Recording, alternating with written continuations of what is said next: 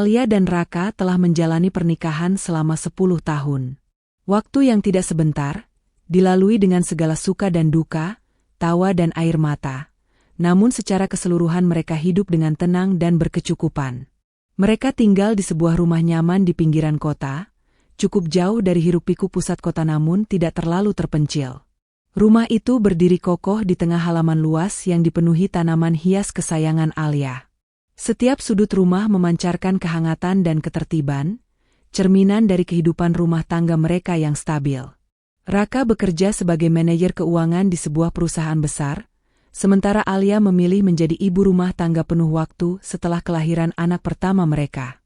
Meski tidak lagi bekerja kantoran, Alia tetap aktif mengelola berbagai kegiatan di lingkungan sekitar, mulai dari kegiatan sosial hingga komunitas ibu-ibu. Ia dikenal ramah dan ringan tangan, disenangi banyak orang karena kesederhanaan dan ketulusannya. Kehidupan mereka bisa dibilang mapan. Dari segi finansial, mereka tidak pernah kekurangan. Semua kebutuhan rumah tangga terpenuhi, anak-anak tumbuh sehat dan ceria, serta tidak ada utang yang membebani. Mereka juga beberapa kali berlibur keluar kota, bahkan sesekali ke luar negeri. Foto-foto perjalanan itu tertata rapi di album yang disimpan Alia di lemari ruang keluarga, menjadi saksi bisu momen-momen bahagia yang telah mereka lalui. Namun, di balik semua itu, ada hal-hal kecil yang perlahan mulai berubah. Tanpa disadari, komunikasi mereka tak lagi seintens dulu. Raka sering pulang larut malam karena pekerjaan, sementara Alia lebih sibuk mengurus rumah dan anak-anak. Mereka masih berbicara, masih tertawa bersama, tetapi ada jeda yang mulai tumbuh di antara mereka. Bukan pertengkaran, bukan pula masalah besar, melainkan jarak yang tumbuh secara halus. Seperti kabut yang turun perlahan di pagi hari, nyaris tak terlihat tapi nyata terasa. 10 tahun pernikahan bukan sekadar angka. Ia adalah kumpulan hari-hari panjang yang dipenuhi rutinitas, kompromi, dan harapan. Alia percaya bahwa rumah tangga tidak harus sempurna untuk bisa disebut bahagia. Dan sejauh ini, ia merasa cukup. Atau setidaknya, ia mencoba meyakinkan dirinya bahwa semua masih baik-baik saja. Tanpa sepengetahuan Alia, kehidupan rumah tangga yang selama ini ia anggap utuh perlahan disusupi kebohongan yang tajam dan menusuk.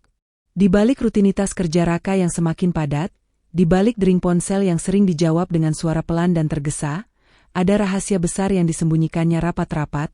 Ia telah menikah siri dengan seorang perempuan bernama Nadira. Nadira bukanlah perempuan biasa.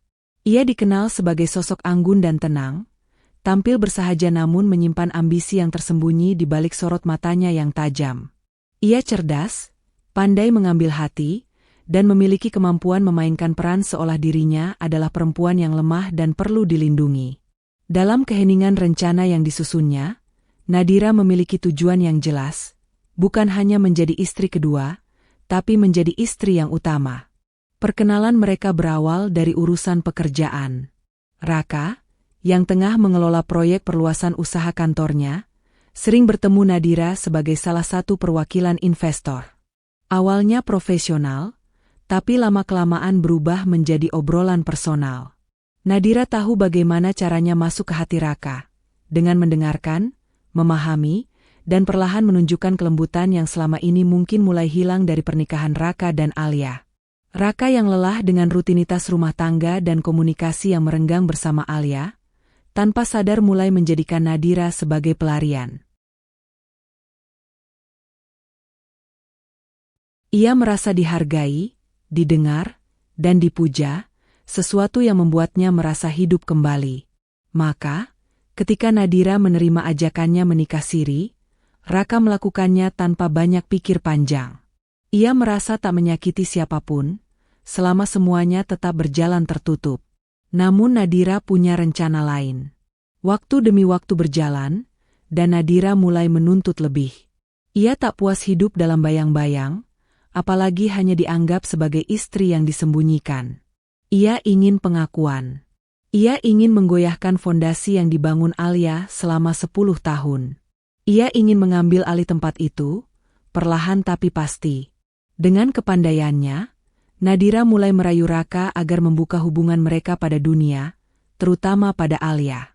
Ia menyusun kata-kata dengan manis namun menusuk, membuat Raka mulai merasa bersalah karena menelantarkan Nadira sebagai istri. Di sisi lain, ia juga menanamkan benih ketidakpuasan terhadap Alia di dalam hati Raka, menekankan betapa perempuan itu tak lagi memperhatikan dirinya, terlalu sibuk dengan anak-anak dan rumah, terlalu nyaman di zona perannya sebagai istri sah. Akhirnya, Raka mulai goyah. Nadira terus mendorongnya agar membuka rahasia itu. Bukan untuk memperbaiki keadaan, tapi justru untuk memecahnya.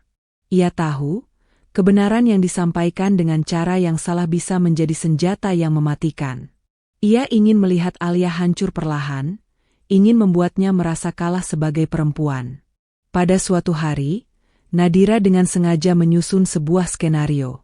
Ia meninggalkan bukti-bukti kecil yang cukup mencolok, seperti foto bersama Raka di tempat umum, cincin yang sama, hingga pesan-pesan yang seolah tak sengaja terkirim. Semuanya cukup untuk membuat Alia mulai curiga, tapi belum cukup untuk memastikan. Ketegangan mulai menyelinap ke dalam rumah itu, seperti bara api yang belum terbakar, tapi sudah mulai menghanguskan udara. Alia, yang selama ini percaya penuh pada Raka, mulai merasa ada sesuatu yang tak beres. Matanya jeli memperhatikan perubahan sikap suaminya. Hatinya mulai bergetar tak nyaman setiap kali ponsel Raka berdering. Dan ketika akhirnya ia menemukan bukti yang tak bisa dibantah, sebuah foto Nadira mengenakan pakaian pengantin sederhana, berdiri di samping Raka dengan senyum kemenangan, dunia Alia runtuh dalam sekejap. Rumah yang selama ini terasa hangat, tiba-tiba menjadi dingin dan asing. Alia memandangi foto di layar ponsel itu berulang-ulang, seolah berharap matanya keliru menangkap sosok yang berdiri di samping suaminya. Tapi tidak, ia tahu betul senyum itu. Senyum yang dulu selalu menyambutnya setiap pagi, senyum yang kini justru menjadi simbol pengkhianatan. Tangannya gemetar. Ponsel nyaris terlepas dari genggamannya. Dadanya sesak, seperti ada batu besar menghimpit napasnya. Otaknya menolak percaya, tapi hatinya tahu, ia telah dikhianati. Oleh orang yang paling ia percaya.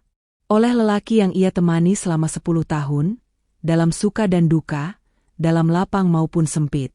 Selama ini, Alia membangun rumah tangga mereka dengan cinta dan kesetiaan. Ia rela meninggalkan karirnya, menyerahkan sepenuhnya hidupnya untuk keluarga. Ia tak pernah menuntut banyak dari Raka. Bahkan ketika pria itu mulai sering pulang terlambat, lebih banyak diam, atau mulai menghindari kontak mata, Alia masih mencoba memahami. Ia pikir, mungkin ini hanya fase, mungkin suaminya sedang stres dengan pekerjaan. Ia tak pernah membayangkan bahwa di balik semua itu, ada perempuan lain yang diam-diam menyusup dan mencuri tempatnya. Air mata mulai mengalir tanpa suara. Alia duduk di pojok kamar, memeluk lututnya sendiri. Kepalanya penuh dengan pertanyaan yang tak punya jawaban. Sejak kapan semua ini dimulai? Apa aku sudah tak cukup baik? Kenapa dia tega? Di mata Raka, Nadira adalah sosok yang lembut dan penuh pengertian. Perempuan yang selalu menyambutnya dengan senyum, mendengarkan keluh kesahnya tanpa menghakimi, dan menenangkan pikirannya yang lelah. Setiap kali Raka merasa ragu atau bersalah karena menyembunyikan pernikahan keduanya dari Alia, Nadira selalu tahu cara menenangkannya, dengan pelukan manja, bisikan lembut, dan mata berkaca-kaca seolah merepresentasikan cinta tulus yang rela disakiti demi kebersamaan mereka. Namun di balik semua kelembutan itu, Nadira menyimpan niat yang jauh lebih licik. Ia tak sekadar ingin berbagi hati. Ia ingin merebut segalanya. Dan untuk itu, langkah pertamanya adalah merusak citra Alia di mata Raka, perlahan, tanpa terkesan menyerang, melainkan lewat racun halus yang disusupkan dalam percakapan sehari-hari. Awalnya, Nadira hanya melontarkan pertanyaan-pertanyaan kecil dengan nada prihatin. "Mas, Alia kelihatan lelah terus ya akhir-akhir ini? Aku jadi khawatir. Jangan-jangan dia nggak terlalu perhatikan Mas karena terlalu fokus sama anak-anak. Atau, aku ngerti sih.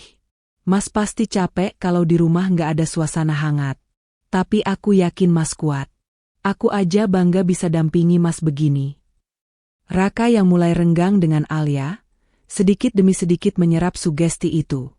Ia mulai melihat kekurangan istrinya, yang dulu tak pernah ia persoalkan. Ketidaksempurnaan kecil yang dulu dianggap manusiawi, kini mulai terasa seperti bukti bahwa Alia tak lagi mencintainya sepenuhnya. Semua itu adalah hasil dari racun Nadira, bukan dalam bentuk tuduhan langsung, tapi insinuasi yang menggerogoti logika perlahan-lahan. Nadira semakin berani. Ia mulai menampilkan sisi dramatisnya. Suatu hari, ia menangis di hadapan Raka, menggenggam tangan suaminya sambil berkata, "Aku nggak pernah bermaksud ganggu rumah tangga Mas, tapi kadang aku merasa dibandingkan terus sama istri pertama. Padahal aku cuma pengin dicintai, dihargai, bukan dijadikan rahasia. Mungkin aku nggak sekuat Alia ya."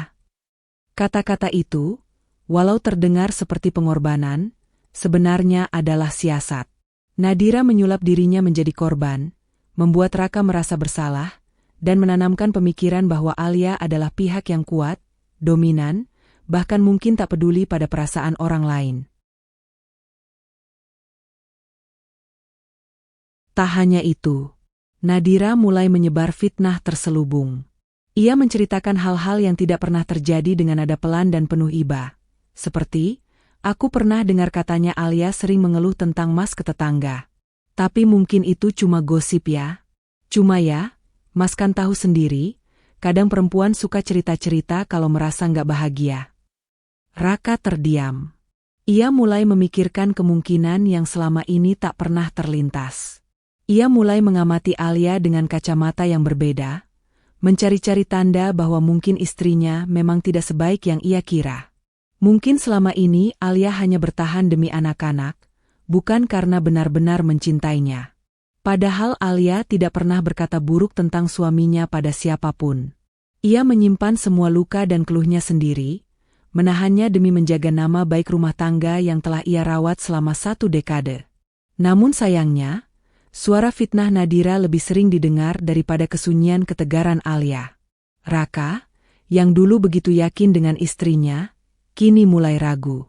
Dan dalam keraguan itulah Nadira menari, memainkan perannya sebagai korban yang tampak suci, padahal ialah dalang dari kehancuran perlahan yang sedang menunggu waktunya untuk meledak. Hari-hari yang dulu terasa tenang di rumah Alia, perlahan berubah menjadi dingin dan hampa. Raka, yang dulunya hangat dan penuh perhatian, kini semakin sering diam. Tatapan matanya tak lagi lembut, nada bicaranya mulai tajam, dan kehadirannya terasa seperti bayangan kosong yang hanya lewat begitu saja. Alia mencoba memahami, mencoba bertanya pelan apa yang salah, namun jawaban Raka selalu singkat, bahkan sering tak menggubris. Alia merasa seperti orang asing di rumahnya sendiri. Apa yang tak Alia ketahui, jauh di luar jangkauan pikirannya, Nadira sedang bermain api, dan apinya mulai membakar akar kepercayaan yang selama ini mengikat dirinya dan Raka. Dengan penuh perhitungan, Nadira terus menanamkan racun dalam pikiran suaminya. Ia memilih kata-kata yang manis namun menggoda rasa curiga, membungkus fitnah dengan nada simpati, agar Raka merasa bahwa ia menemukan kebenaran dengan cara berpikirnya sendiri.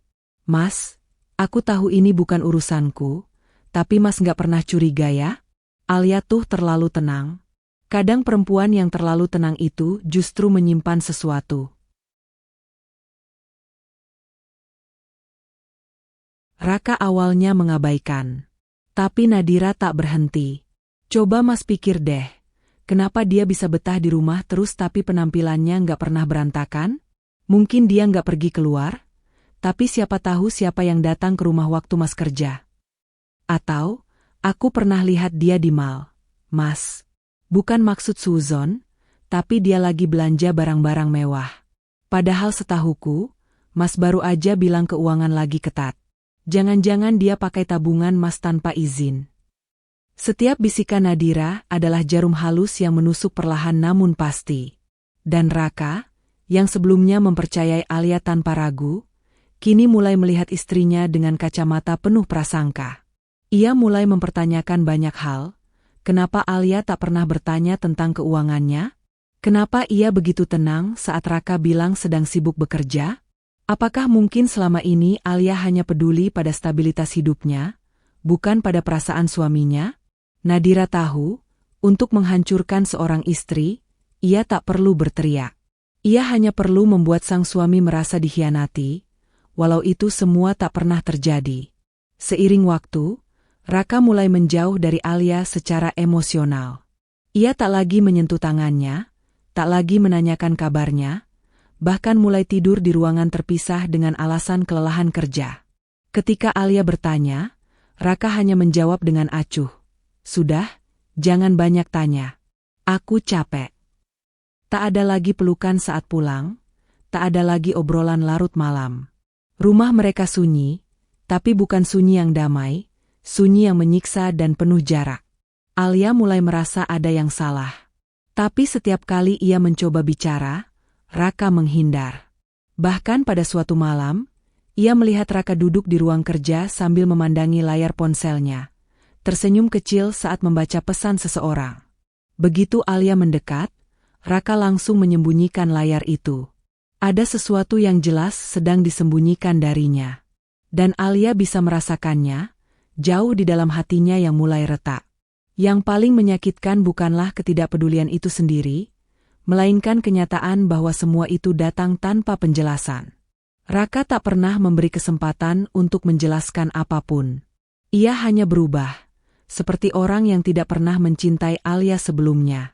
Dan di balik semua itu, Nadira tersenyum dalam diam. Ia telah berhasil membuat celah itu membesar. Ia tahu, semakin Raka menjauh dari Alia, semakin mudah baginya untuk masuk dan menggantikan posisi istri pertama yang kini mulai kehilangan tempatnya. Di rumah Alia, sunyi semakin dalam. Tapi di balik diamnya, perlahan mulai tumbuh sebuah tekad. Bila Nadira bermain dengan manipulasi, maka Alia tahu, ia harus bertahan dengan cara yang berbeda. Ia tak akan diam selamanya. Langkah Nadira tak tergesa, tapi pasti. Setelah berhasil menanam benih curiga dalam hati Raka, ia tak lagi sekadar istri kedua yang hidup di balik bayang. Dengan kepiawaiannya bersandiwara, ia berhasil memposisikan dirinya sebagai sosok penolong, wanita pengertian yang katanya tak ingin merebut, tapi sebenarnya sedang membangun tahta di atas reruntuhan rumah tangga Alia. Raka, yang kini semakin jauh dari Alia, mulai membawa Nadira perlahan ke dalam lingkup kehidupan utama. Awalnya hanya menitipkan masakan, lalu mulai memintanya datang, sebentar, ke rumah untuk membantu urusan tertentu. Lalu, suatu hari, Nadira benar-benar masuk rumah itu, ke rumah yang dulunya hanya dihuni oleh Alia dan anak-anak mereka. Masuk sebagai tamu, tapi dengan tatapan licik seorang calon ratu baru. Alia menyambutnya dengan dingin, sopan tapi penuh kehati-hatian. Ia tahu siapa perempuan itu. Ia tahu apa yang telah terjadi. Tapi demi anak-anak, demi menjaga harga diri di hadapan pelayan dan keluarga besar, Alia tetap berdiri tegak. Tak satu kata pun keluar tentang sakit hatinya. Tapi Nadira, dengan senyum manis penuh kepalsuan, tahu bahwa keheningan Alia adalah pertahanan yang sedang runtuh pelan-pelan. Kasihan Alia, ucap Nadira lirih di belakang punggung sang istri sah, saat Raka mulai mengizinkannya ikut dalam rapat keluarga. Sendirian urus rumah sebesar ini. Pasti capek banget. Kalau aku bisa bantu sedikit saja, ya aku ikhlas, asal demi kebaikan bersama. Raka, yang pikirannya sudah termakan racun, mengangguk pelan. Ya, kamu bantuin urusan rumah tangga saja dulu. Soal keuangan, aku juga mulai pusing ngaturnya. Kamu ngerti akuntansi, kan? Itu kalimat yang Nadira tunggu. Sejak hari itu, ia mulai memegang sebagian kendali keuangan keluarga. Awalnya hanya mengatur kebutuhan rumah tangga, membayar tagihan, mengatur belanja bulanan. Tapi sedikit demi sedikit, ia merambah ke ranah yang lebih besar. Gaji karyawan rumah, biaya pendidikan anak, bahkan perlahan menyentuh laporan keuangan bisnis keluarga milik Raka. Nadira tahu, bisnis Raka dibangun atas nama keluarga besar, termasuk Alia. Ia tahu, jika ia ingin berkuasa sepenuhnya, ia harus membuat Raka menjauh dari semua yang berbau istri pertama, termasuk peran Alia dalam keputusan-keputusan penting bisnis. Mas, laporan bulan ini ada kejanggalan. Aku nggak tahu ya, tapi yang ngurus bulan lalu itu katanya Alia. Kan? Mungkin dia kurang teliti, atau sengaja. Kata-kata itu seperti bisikan lembut yang menusuk. Raka mulai meragukan integritas Alia dalam urusan uang. Padahal selama ini justru Alia yang membantu menstabilkan keuangan rumah dan menutup lubang-lubang kesalahan manajerial Raka secara diam-diam. Dengan posisi barunya sebagai penasihat keuangan rumah tangga, Nadira mulai memanipulasi anggaran untuk keuntungannya sendiri. Ia menyembunyikan dana, menyelewengkan pengeluaran, bahkan menyisipkan transaksi fiktif yang tampak sah di mata Raka. Semuanya demi memperkaya diri dan mengokohkan posisinya. Alia mulai merasakan sesuatu yang tidak beres. Ia tidak lagi diberi akses untuk melihat laporan bisnis. Tabungan bersama yang dulu bisa ia cek sewaktu-waktu, tiba-tiba terkunci dengan alasan sistem baru. Bahkan keputusan pembelian besar, seperti renovasi rumah, kendaraan baru, dan pemilihan proyek bisnis, semuanya dilakukan tanpa melibatkan dirinya. Yang lebih menyakitkan, orang-orang rumah mulai berubah. Beberapa pelayan mulai bersikap segan padanya, bahkan terang-terangan mematuhi perintah Nadira. Raka tak lagi mempertahankan posisinya sebagai pelindung rumah tangga mereka. Ia perlahan mendorong Alia keluar dari lingkaran utama kehidupan mereka, menggantinya dengan perempuan yang hanya beberapa tahun belakangan ini hadir dalam hidupnya. Dalam sepi kamarnya, Alia menyadari, rumah yang ia bangun 10 tahun dengan cinta dan pengorbanan, kini perlahan menjadi istana orang lain. Ia tak lagi menjadi ratu, melainkan hanya bayang-bayang yang dipertahankan untuk menjaga citra. Tapi satu hal yang Nadira lupa, Alia mungkin diam, tapi ia bukan perempuan yang mudah dihancurkan. Di balik wajahnya yang tenang, sebuah badai mulai tumbuh. Ia mulai mencatat, mengamati, dan menunggu. Karena ia tahu, siapapun yang membangun kekuasaan dengan kebohongan, pada akhirnya akan roboh, dan saat itu tiba, Alia akan berdiri untuk menyaksikannya. Suasana rumah besar itu mendadak berubah menjadi ladang bara api. Tak ada angin, tak ada hujan, tiba-tiba Raka pulang dengan wajah merah padam, mata membara seperti siap meledak. Ia tak bicara sepatah kata pun kepada Alia, hanya melemparkan map berisi kertas-kertas yang berhamburan ke lantai ruang tamu. "Apa ini?" teriaknya, suaranya menggema keras, membuat para pembantu lari ketakutan ke dapur. Alia yang tengah duduk membaca buku, terperanjat. Ia menunduk, memungut selembar kertas yang terjatuh. Sebuah cetakan pesan anonim, dengan foto dirinya sedang berbicara dengan seorang pria di sebuah kafe. Pria itu adalah kakak sepupunya sendiri, yang baru kembali dari luar negeri. "Apa maksud Mas?" tanya Alia hati-hati, mencoba tetap tenang walau jantungnya berdegup kencang. "Jangan pura-pura. Nadira bilang kamu sudah lama selingkuh. Kamu perempuan murahan. Aku nggak sudi serumah lagi dengan pengkhianat macam kamu," bentaknya tanpa ampun. Alia terpaku. Napasnya tercekat. Untuk sesaat, dunia terasa berhenti berputar. Nadira muncul di belakang Raka, berdiri bak aktris terbaik dalam drama telenovela. Wajahnya murung, seolah hancur oleh fakta yang ia sendiri karang. "Maafkan aku Mas, aku nggak tega ngasih tahu ini. Tapi aku juga perempuan, aku kasihan sama Mas. Alia nggak pantas jadi istri Mas." Raka mencengkram bahu Alia kasar. "Keluar dari rumah ini sekarang juga. Kamu bukan siapa-siapa lagi." Alia menatap Nadira, penuh luka, tapi juga keberanian. Ia tahu, inilah batasnya. Ia sudah cukup bersabar. Dan jika hari ini ia harus dihancurkan, maka ia akan hancur sambil membawa satu kebenaran yang akan membakar kebohongan ini sampai ke akar. Dengan tangan gemetar namun pasti, Alia berjalan ke lemari ruang kerjanya. Ia mengambil satu map coklat tua yang selama ini ia simpan rapat-rapat. Lalu, ia kembali berdiri di hadapan suaminya, mata berair tapi penuh api. Kalau Mas mau mengusirku, ucapnya lirih tapi tegas, pastikan dulu siapa yang sebenarnya berkhianat. Ia meletakkan isi map di meja, salinan surat nikah bertanggal 5 tahun lalu, foto pernikahan tradisional di sebuah desa, lengkap dengan wajah mempelai pria dan wanita yang sangat dikenalnya.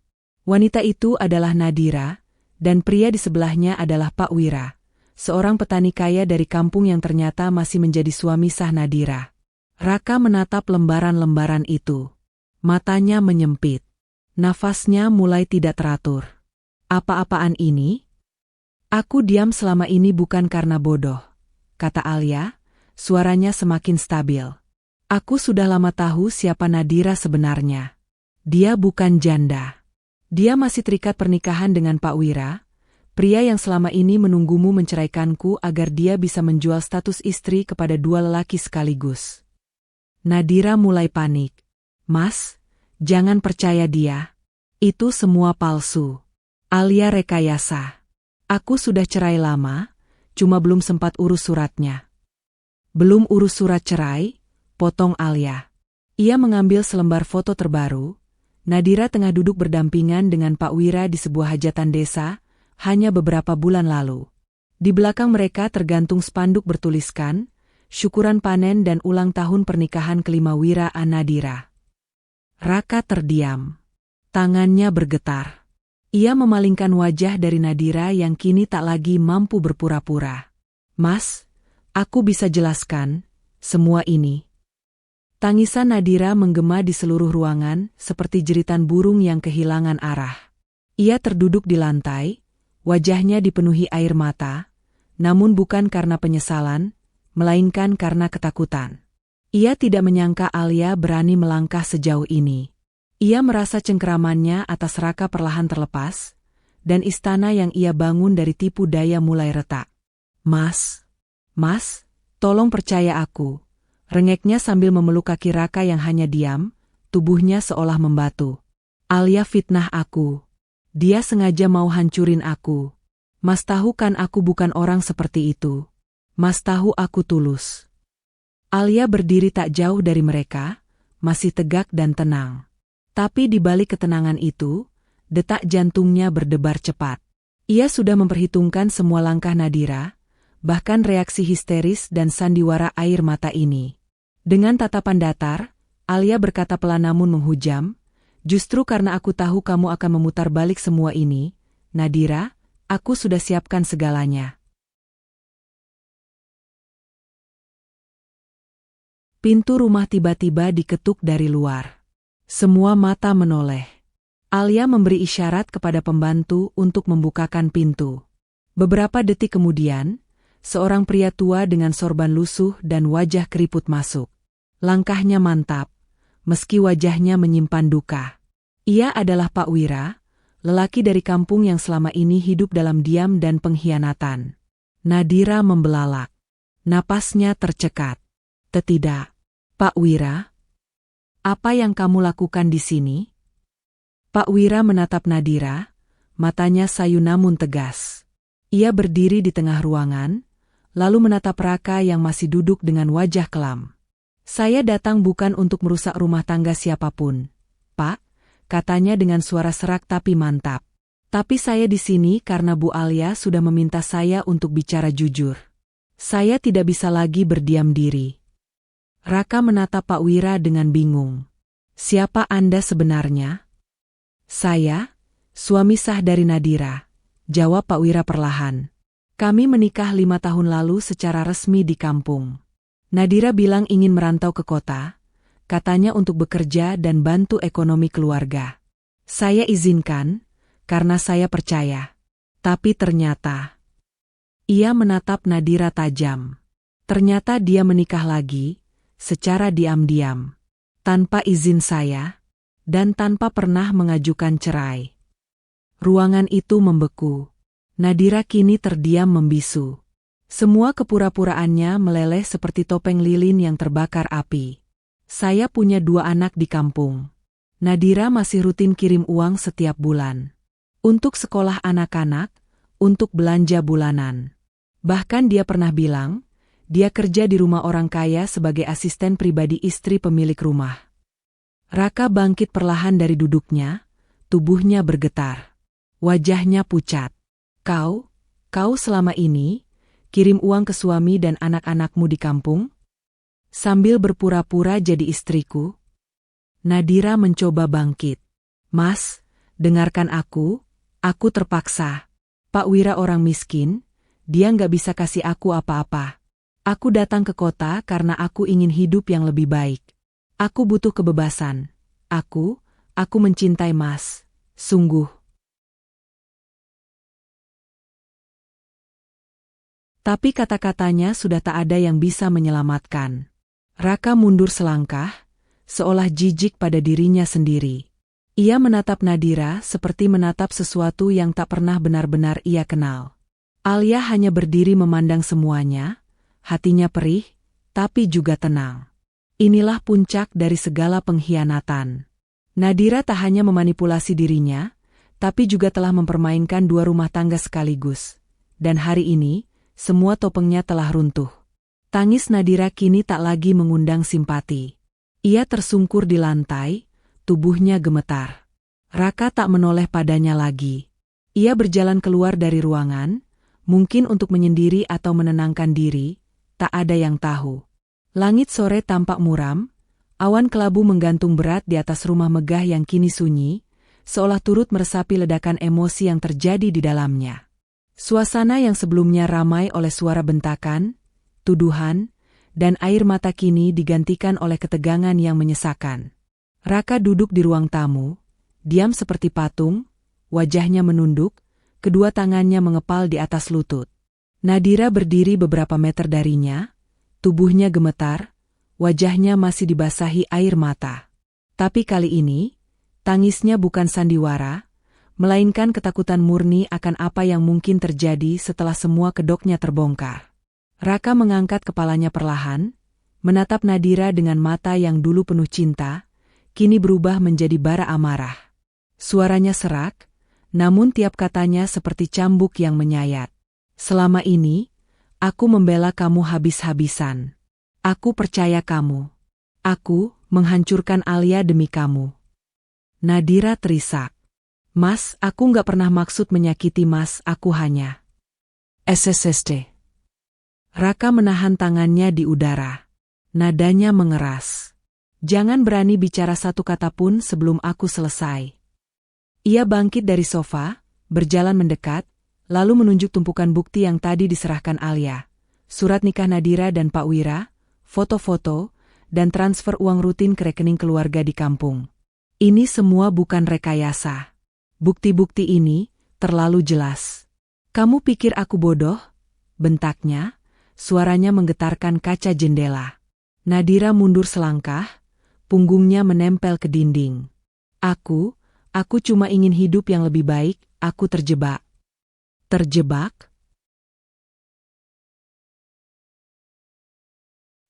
Kamu yang memilih hidupmu. Raka menghempaskan map ke lantai. Kamu mengaku mencintaiku, tapi di belakangku kamu tetap jadi istri orang lain. Kamu kirim uang dari hasil menipu aku ke keluarga kamu di kampung, seolah-olah aku ini sapi perah. Mas, dengar dulu. Cukup. Raka menahan emosinya yang hampir meledak menjadi tindakan fisik. Matanya merah, napasnya memburu. Aku sudah mengusir Alia. Perempuan yang setia, yang gak pernah ambil uangku sepeser pun. Yang selalu ada di saat aku jatuh. Dan semua itu karena kamu. Karena racun yang kamu tanamkan di telingaku tiap malam. Nadira terduduk di lantai, menangis histeris. Aku mencintaimu, Mas, aku benar-benar mencintaimu. Raka menatapnya dengan jijik. Cinta? Itu bukan cinta. Itu kerakusan. Kamu gak pernah cinta siapapun selain dirimu sendiri. Kamu cuma aktris murahan yang pandai merayu. Ia berjalan ke jendela, menatap keluar sejenak, lalu kembali bicara, lebih tenang tapi dengan nada penuh kekecewaan yang mendalam. Aku meninggalkan perempuan yang mencintaiku sepenuh hati, demi perempuan yang bahkan tidak bisa jujur soal siapa dirinya. Nadira mencoba merangkak mendekatinya, tapi Raka mundur. Jangan sentuh aku. Mulai sekarang, kamu bukan siapa-siapa. Aku akan urus semuanya. Aku akan pastikan kamu bayar mahal atas semua ini. Hening menyelimuti ruangan selama beberapa detik. Hanya suara detik jam yang terdengar, menambah kesan mencekam. Raka memejamkan mata sejenak. Wajah Alia terlintas di benaknya, senyumnya yang lembut, kesabarannya yang tak pernah habis, dan luka yang ia terima tanpa membalas. Penyesalan menohok seperti pisau yang menembus dada. Ia menyesal, tapi ia tahu, tidak semua kesalahan bisa diperbaiki. Ada luka yang terlalu dalam untuk sembuh, ada cinta yang telah terkubur oleh pengkhianatan. Ia melangkah keluar dari ruangan itu tanpa berkata lagi. Meninggalkan Nadira yang tergolek di lantai, tubuhnya menggigil oleh ketakutan dan kesadaran bahwa semua telah berakhir. Rumah yang dulu ia incar kini berubah menjadi penjara, dan pria yang dulu ia kuasai kini menjadi musuh yang tak bisa ia kendalikan lagi. Di luar, angin berhembus kencang. Awan gelap menggulung, hujan pertama pun turun perlahan. Mungkin itu adalah isyarat. Badai telah datang, tapi juga pembersih luka bagi mereka yang tersisa. Beberapa hari setelah konfrontasi besar itu, rumah megah Raka berubah menjadi sunyi dan penuh ketegangan. Tak ada lagi tawa, tak ada lagi suara langkah Alia yang biasa menenangkan suasana. Yang tersisa hanyalah keheningan yang menyiksa dan jejak penyesalan. Raka duduk di ruang kerja, matanya memandangi tumpukan dokumen yang kini tak berarti. Hatinya hampa. Ia merasa seperti seorang jenderal kalah perang, gagah di luar, tapi hancur di dalam. Di sudut meja, tergeletak foto lama dirinya bersama Alia, tertawa di sebuah pantai, bahagia tanpa syarat. Air matanya jatuh tanpa ia sadari. Nadira? Sudah ia usir hari itu juga. Ia tak memberi kesempatan untuk penjelasan lebih lanjut. Semua kebohongan sudah cukup menjelaskan siapa Nadira sebenarnya. Wanita itu sempat mengemis, memohon, bahkan mengancam bunuh diri, tapi hati Raka sudah beku. Ia memilih diam, dan membiarkan Nadira keluar dengan semua topengnya yang hancur. Namun ada luka yang lebih dalam daripada dikhianati. Kesadaran bahwa ia telah mengkhianati orang yang paling tulus mencintainya. Dengan langkah ragu namun penuh harap, Raka akhirnya menghubungi Alia. Ia menunggu jawaban berjam-jam, hingga akhirnya Alia membalas dengan satu kalimat singkat. Kalau ingin bicara, datanglah. Tapi jangan bawa janji, bawa kejujuran. Hari itu, Raka datang ke rumah kontrakan kecil tempat Alia sementara tinggal. Tak sebesar rumah dulu, tak semewah kehidupannya dahulu. Tapi rumah itu penuh ketenangan, jauh dari racun kemunafikan yang dulu ia biarkan tumbuh. Alia membukakan pintu, berdiri dengan postur tegak, wajahnya tenang tapi dingin. Raka tercekat. Wanita di depannya bukan lagi Alia yang dulu lembut dan penuh harap. Ini adalah Alia yang baru, yang sudah berdiri di atas luka, menghadapinya, dan menang. Alia, suara Raka lirih. Aku minta maaf. Alia diam. Hanya matanya yang menatap, menusuk, seperti sedang menilai apakah pria di hadapannya benar-benar menyesal, atau hanya sedang takut kehilangan. Aku bodoh. Aku buta. Aku biarkan Nadira memanipulasiku. Aku mengusirmu tanpa berpikir. Aku hancurkan kita dengan tanganku sendiri. Aku mohon, beri aku kesempatan satu saja. Alia menarik napas dalam, lalu berkata dengan nada tenang namun tajam. Kesempatan itu sudah kamu buang waktu kamu percaya pada perempuan yang bahkan kamu sendiri tak benar-benar kenal. Kamu memilih percaya pada hasutan, dan meragukan perempuan yang berdiri di sisimu selama 10 tahun. Bukan 10 hari. Bukan 10 minggu. Tapi 10 tahun. Raka tertunduk. Ia tak bisa menyelah. Ia tahu, apapun yang ia katakan hanya akan terdengar seperti pembenaran. Aku mencintaimu dulu, lanjut Alia, suaranya mulai bergetar. Tapi aku juga mencintai diriku sendiri. Dan kali ini, aku memilih untuk menyelamatkan diri. Aku sudah cukup terluka. Aku nggak butuh pengakuanmu sekarang. Aku butuh kebebasan. Air mata Raka menetes. Jadi kamu benar-benar nggak bisa maafin aku? Alia menatapnya lama. Maaf? Aku maafkan kamu, tapi aku tidak ingin kembali. Karena maaf tidak selalu berarti harus kembali. Aku akan memulai hidupku dari awal. Dengan atau tanpa kamu. Ia menoleh sejenak ke dalam rumah. Beberapa koper sudah rapi di ruang tamu. Ia sudah siap pergi. Siap meninggalkan semua. Kenangan, luka, dan sisa cinta yang telah dicabik pengkhianatan. Raka hanya bisa berdiri terpaku saat Alia menarik koper dan menutup pintu rumah itu dari luar. Ia tidak menoleh lagi. Langkahnya mantap. Bukan langkah perempuan yang kabur, tapi langkah perempuan yang memilih pergi dengan kepala tegak. Di bawah langit senja yang mulai merona, Alia melangkah menuju arah yang baru. Hatinya mungkin masih perih, tapi ada cahaya kecil di ujung luka itu. Harapan.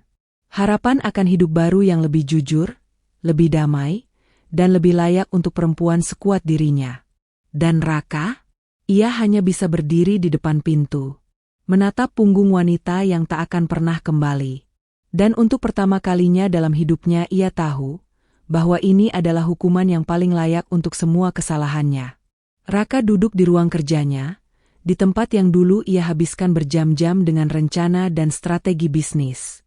Dinding-dinding yang penuh dengan penghargaan, foto keluarga, dan impian yang telah tercapai kini terasa seperti cermin yang memantulkan bayangan kehampaan. Meja kerjanya yang dulu penuh dengan tumpukan dokumen penting kini kosong, hanya dihiasi oleh secangkir kopi yang sudah dingin. Sudah hampir sebulan sejak Alia pergi. Setiap pagi, ia bangun dengan harapan bahwa malam sebelumnya adalah mimpi buruk, bahwa Alia masih ada di sisinya, tersenyum di depan pintu, mengingatkannya untuk tidak terlambat. Tapi kenyataan itu terus menghantamnya, keras dan tak terhindarkan. Ia merasa kosong. Seperti ada bagian dari dirinya yang hilang, terenggut tanpa bisa ia kembali dapatkan. Semua yang ia miliki, rumah megah, bisnis yang berkembang, bahkan uang yang melimpah, tak lagi berarti. Tanpa Alia, semuanya hampa. Sebuah kepalsuan yang terus-menerus ia jalani, dipenuhi oleh rutinitas yang sama, namun tak pernah sama. Raka menatap foto pernikahan mereka yang terletak di meja kerjanya. Ia bisa merasakan kebahagiaan yang ada di dalam gambar itu, kedua wajah mereka yang tersenyum dengan tulus, tanpa beban. Saat itu, ia yakin bahwa hidup mereka akan selalu bersama, saling mendukung dan menjalani segala sesuatu sebagai satu kesatuan. Namun, sekarang ia hanya bisa menatap foto itu dengan perasaan bersalah yang menyesakkan dada. Pernahkah ia benar-benar mencintai Alia? Atau akankah cinta mereka selamanya terpendam di dalam ingatan sebagai sesuatu yang telah sia-sia? Ia mengingat kembali setiap momen yang mereka habiskan bersama. Senyuman Alia yang selalu hadir di pagi hari, cara Alia merawat rumah dan dirinya dengan penuh perhatian, bahkan malam-malam yang mereka habiskan di sofa kecil, hanya bercanda tentang masa depan mereka. Raka tak pernah menyadari bahwa kebahagiaan itu ternyata rapuh, dan ia sendiri yang telah merusaknya. Nadira, perempuan itu selalu datang dengan janji-janji manis dan rayuan yang menggoda. Raka merasa tertipu oleh segala yang terlihat di luar, begitu percaya bahwa Nadira adalah jawabannya untuk mencari kebahagiaan baru. Nadira yang menyiratkan perhatian pada dirinya, yang membuatnya merasa dihargai setelah sekian lama terperangkap dalam rutinitas yang menjemukan. Namun, betapa naifnya ia. Nadira bukanlah wanita yang tulus. Ia tak lebih dari seorang oportunis, seorang wanita yang hanya memanfaatkan kelemahan Raka untuk mendapatkan apa yang ia inginkan. Dan yang lebih menyakitkan, Raka baru menyadari betapa dalam pengkhianatannya terhadap Alia. Tidak hanya pada kepercayaan, tetapi juga pada cinta yang tak pernah diminta untuk disia-siakan. Hari itu, Raka memutuskan untuk pergi ke tempat yang selama ini ia hindari, rumah kontrakan Alia. Ia tahu itu mungkin sudah terlambat. Bahkan jika Alia bersedia untuk mendengarkannya, Luka itu mungkin sudah terlalu dalam untuk sembuh. Tetapi ia tidak bisa lagi bersembunyi dari kenyataan. Ia harus menatap apa yang telah ia hancurkan. Saat ia sampai di depan rumah itu, perasaan yang ia rasakan bukanlah kebahagiaan atau harapan, melainkan penyesalan yang menyesakan. Ia berdiri di depan pintu yang dulu biasa dibukakan untuknya dengan senyuman, dengan harapan bahwa ia akan menemukan Alia di dalamnya. Namun, hari ini pintu itu tertutup rapat. Tanpa suara, tanpa sambutan. Ia berbalik dan berjalan pergi, tanpa tujuan yang jelas. Langkahnya berat, dan hatinya lebih berat lagi. Ada sesuatu yang mengganjal di tenggorokannya. Rasa bersalah yang tak bisa ia keluarkan, penyesalan yang terpendam dalam dirinya. Ia ingin mengatakan sesuatu, meminta maaf, bahkan merasakan sedikit pengampunan. Tapi yang ia dapat hanyalah kesunyian yang mengisi ruang hatinya. Alia telah memilih jalannya sendiri. Ia tak lagi memerlukan Raka untuk hidup bahagia. Dan meskipun Raka tahu itu adalah keputusan yang benar, itu tetap saja terasa seperti pedang yang mengiris jantungnya. Ia kembali ke mobilnya, duduk di kursi pengemudi, dan menutup matanya. Tetesan air mata jatuh tanpa bisa ia tahan. Bukan karena kehilangan, tetapi karena kebodohannya. Ia tak pernah tahu betapa berharganya Alia sampai ia melihatnya pergi. Dan sekarang, yang tersisa hanya penyesalan yang tak akan pernah bisa diperbaiki. Alia berjalan menyusuri jalanan kota dengan langkah yang ringan, seolah-olah beban masa lalu yang begitu berat kini telah dilenyapkan angin. Ia memandang langit biru yang luas, sebuah pemandangan yang dulu sering ia abaikan, kini terasa begitu menenangkan. Setiap langkahnya penuh dengan kebebasan yang ia rasakan setelah sekian lama terjebak dalam hubungan yang penuh kebohongan dan manipulasi. Keputusan untuk meninggalkan Raka dan melangkah pergi dengan kepala tegak tidak pernah mudah. Tetapi Alia kini tahu bahwa itu adalah pilihan terbaik yang bisa ia ambil untuk dirinya sendiri. Meskipun hatinya pernah hancur, meskipun ia pernah merasakan sakit yang luar biasa, namun perjalanan itu memberinya sesuatu yang lebih berharga, kekuatan. Kekuatan untuk bangkit, untuk memulai hidup baru tanpa takut akan bayang-bayang masa lalu. Setelah meninggalkan rumah Raka, Alia memutuskan untuk pindah ke sebuah apartemen kecil di pusat kota. Apartemen itu sederhana, namun nyaman. Setiap sudutnya dipenuhi dengan barang-barang yang ia pilih sendiri, bukan barang-barang yang diberikan atau dipilihkan oleh orang lain. Di sini, ia merasa memiliki kendali penuh atas hidupnya. Tidak ada lagi campur tangan atau pengaruh dari siapapun. Pekerjaan yang ia jalani juga mulai memberikan kepuasan yang berbeda. Dulu, ia hanya bekerja untuk memenuhi kebutuhan keluarga. Namun kini Alia bekerja untuk dirinya sendiri. Ia membuka sebuah toko online yang menjual produk-produk kecantikan alami yang ia buat dengan tangannya sendiri. Alia mulai memanfaatkan keahlian yang ia pelajari selama bertahun-tahun, meracik bahan-bahan alami untuk perawatan kulit. Bisnis kecil-kecilan ini bukan hanya menghidupi dirinya, tetapi juga memberikan kepuasan yang tak terhingga. Ia merasa bahwa setiap produk yang ia buat adalah bentuk dari kebebasan dan keputusan-keputusan yang ia ambil untuk menjadi lebih mandiri. Hari-hari Alia dipenuhi dengan aktivitas yang ia nikmati. Ia belajar hal-hal baru, mengasah keterampilan yang dulu tak sempat ia pelajari karena terlalu sibuk dengan kehidupan rumah tangga yang tidak bahagia. Ia mulai berolahraga lagi, mengikuti kelas yoga yang telah lama ia tinggalkan. Tubuhnya yang semula lemah kini mulai terasa lebih kuat dan bugar. Ia merasakan kedamaian dalam setiap gerakan yoga yang ia lakukan, dalam setiap napas yang ia ambil. Namun, kebangkitan Alia bukan hanya datang dari perubahan fisik. Lebih dari itu, ia menemukan kedamaian batin yang luar biasa. Ia berhenti mencari-cari alasan untuk melawan rasa sakit yang ditinggalkan oleh pengkhianatan Raka. Ia berhenti mencari cara untuk membalas dendam atau membuatnya merasa bersalah.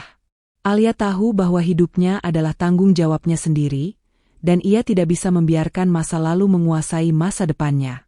Suatu hari, saat ia sedang duduk di kafe kecil sambil menikmati secangkir kopi hangat, teleponnya berbunyi. Itu adalah panggilan dari sahabat lama, Dita, yang selama ini selalu ada untuknya, bahkan di saat-saat tergelap.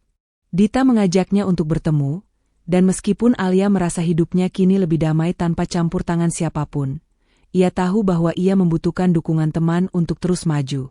"Alia, aku bangga padamu," kata Dita saat mereka bertemu di sebuah taman. "Kamu terlihat berbeda. Lebih kuat, lebih bahagia, lebih hidup. Aku tahu ini bukan perjalanan yang mudah, tapi aku tahu kamu bisa. Aku selalu percaya kamu akan bangkit." Alia tersenyum lembut, memandang Dita dengan mata yang penuh rasa terima kasih. "Aku juga merasa begitu, Dita. Aku tidak lagi mencari kebahagiaan di luar diriku. Aku tahu sekarang bahwa kebahagiaan itu datang dari dalam diri sendiri. Dan itu lebih berharga daripada apapun." Dita mengangguk, senang melihat perubahan positif pada sahabatnya. Mereka berbicara tentang banyak hal, tentang impian-impian baru, tentang kehidupan yang lebih baik yang bisa mereka capai, dan tentang bagaimana setiap orang memiliki kendali penuh atas kebahagiaan mereka sendiri. Di tengah percakapan mereka, Alia menyadari sesuatu yang sangat penting, bahwa meskipun ia pernah mencintai Raka, meskipun ia pernah merasakan bahagia bersamanya, ia tak perlu lagi membiarkan dirinya terperangkap dalam kenangan yang telah menjadi bagian dari masa lalu. Hidupnya kini adalah miliknya sendiri untuk dijalani, tanpa bayang-bayang pengkhianatan atau penyesalan. Malam itu, Alia pulang ke apartemennya dengan hati yang ringan. Ia menatap keluar jendela, memandang bintang-bintang yang berkelip di langit malam. Tiba-tiba ia teringat akan masa lalu, mengenang saat-saat bersama Raka yang dulu penuh harapan, namun kini hanya menjadi kenangan. Tetapi kenangan itu tidak lagi membuatnya merasa hampa. Ia tidak lagi berharap kembali ke masa itu. Ia sudah menemukan tempatnya di dunia ini, jauh dari kebohongan dan pengkhianatan. Alia menutup mata, meresapi kedamaian yang baru ia temukan. Ia tahu hidupnya belum sempurna, tetapi kini ia merasa utuh. Dalam setiap langkah yang ia ambil, Alia tahu bahwa ia sedang membangun masa depan yang lebih baik. Sebuah masa depan yang penuh dengan kebebasan, keberanian, dan kebahagiaan yang hakiki. Dan yang lebih penting, Alia menyadari bahwa hidup ini penuh dengan kemungkinan. Kemungkinan untuk mencintai diri sendiri, untuk memberi, untuk tumbuh, dan untuk memulai babak baru yang lebih indah. Tahun berlalu, dan Alia kini berdiri di puncak kehidupan yang baru, kehidupan yang ia ciptakan dengan tangan dan usaha sendiri. Bisnis kecantikan alami yang ia dirikan semakin berkembang, menjadi brand yang dikenal di kalangan para wanita yang mengutamakan kesehatan dan keindahan alami. Keberhasilan itu bukan hanya tentang angka dan keuntungan, tetapi juga tentang bagaimana Alia berhasil menemukan kembali dirinya setelah melalui perjalanan panjang yang penuh dengan liku-liku dan pengkhianatan. Hari-hari Alia dipenuhi dengan kedamaian, penuh dengan rutinitas yang ia nikmati. Ia masih bekerja keras, tapi ia tahu bagaimana memberi ruang untuk dirinya sendiri. Ia tak lagi merasa terikat oleh masa lalu yang telah lama berlalu. Raka, dengan segala pengkhianatannya, hanya menjadi kenangan yang kini tak lagi membebani hatinya. Alia telah belajar untuk memaafkan, bukan karena Raka layak dimaafkan, tetapi karena ia menyadari bahwa kebebasan sejati datang ketika ia bisa melepaskan masa lalu. Suatu sore, saat ia sedang duduk di taman menikmati secangkir teh hangat, Alia menerima pesan singkat dari Dita. "Selamat ya, bisnismu semakin besar. Kamu layak mendapatkannya," tulis Dita. Alia tersenyum, membaca pesan itu dengan hati yang penuh rasa syukur. Ia merasa bangga, bukan hanya karena pencapaiannya, tetapi karena ia telah menjalani perjalanan yang begitu berharga, perjalanan menuju penemuan diri dan kebebasan sejati. Ia tak pernah membayangkan bahwa hidup bisa menjadi seindah ini setelah semua yang ia alami. Ia menatap langit senja yang perlahan berubah jingga, berpikir tentang bagaimana kehidupan kadang memberikan kejutan tak terduga. Terkadang, kita harus melewati masa-masa gelap untuk benar-benar menghargai cahaya yang datang. Alia tak lagi takut akan masa depan, karena ia tahu bahwa ia bisa menghadapinya dengan kekuatan dan keberanian yang baru ditemukan dalam dirinya. Malam itu, Alia kembali ke rumah kecilnya yang nyaman, tempat ia merasa tenang. Di meja makan, sebuah foto keluarga kecil ia letakkan di samping lampu meja yang menyala. Itu adalah foto masa lalu, foto yang menunjukkan ia dan Raka sebelum semua kekacauan terjadi. Namun, meskipun foto itu masih ada, Alia tidak lagi merasa terikat padanya. Ia telah memaafkan dirinya sendiri dan melangkah maju. Kehidupan Alia kini adalah miliknya sendiri. Ia tak lagi membiarkan orang lain mendefinisikan kebahagiaannya. Ia tahu betul bahwa kebahagiaan itu datang dari dalam dirinya, dan ia tak akan menyerah untuk terus mencapainya, setiap hari. Ia menutup matanya, merasa damai. Dan dengan itu, ia memulai perjalanan baru, perjalanan yang penuh dengan harapan dan kemungkinan yang tak terbatas.